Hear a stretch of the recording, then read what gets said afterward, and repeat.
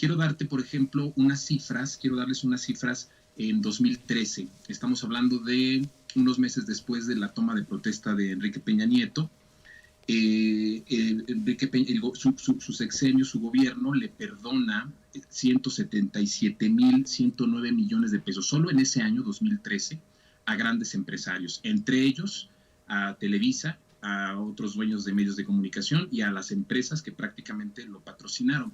Pero para darles un comparativo, en 2014 se hizo una reforma hacendaria, se propuso una reforma hacendaria con la que buscaban justamente recaudar 180,000 millones de pesos y se les perdona un año antes, en 2013, 170,000 a los empresarios. Las reformas hacendarias regularmente en México tienen que ver en la parte técnica, en hacer más prácticos los impuestos, significa más impuestos, significa de alguna forma ciertas atribuciones que tiene el Poder Ejecutivo y que después de forma legal los hace ley o los autoriza el Congreso para poder de alguna forma cobrar o simplificar los impuestos.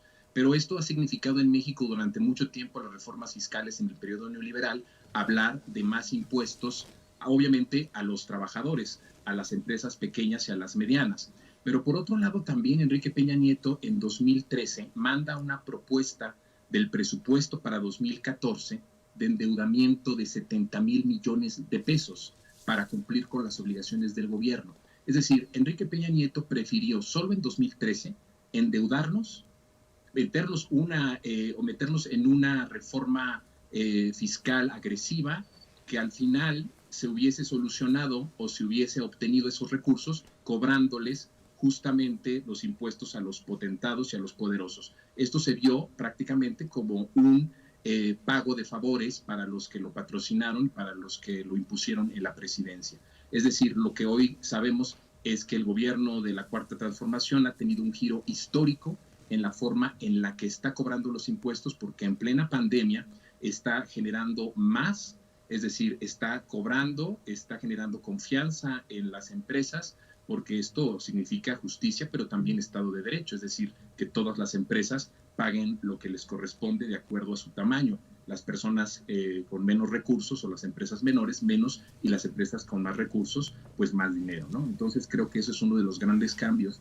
Sí, ahí es donde la política moral, la política de fraternidad del presidente tiene mucho sentido cuando decía que los que más ganan, los que más tienen, tenían que aportar más a las arcas públicas. Esto sin duda es escandaloso porque significa que esos 170,000 millones solo en el 2013, pero ahora sabemos las cifras ya entre los dos sexenios de más de 400,000 millones, no fueron a las arcas públicas. Por lo tanto, esto significó que la calidad de vida de los mexicanos y de las mexicanas tuvo una reducción porque no llegaron estos recursos a ningún programa de estado de bienestar o de infraestructura.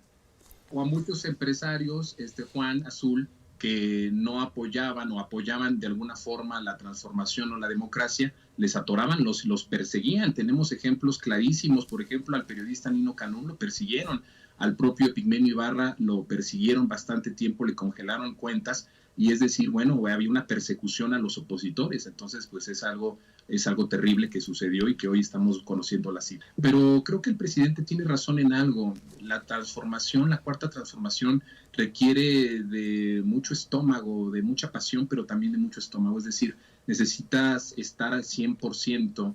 Imagínate desterrar la corrupción de 3 décadas o más de 3 décadas de todo lo que hablamos como el periodo neoliberal. No es cosa fácil, no es tarea sencilla, y me parece que se necesita mucho carácter, se necesita mucha fuerza y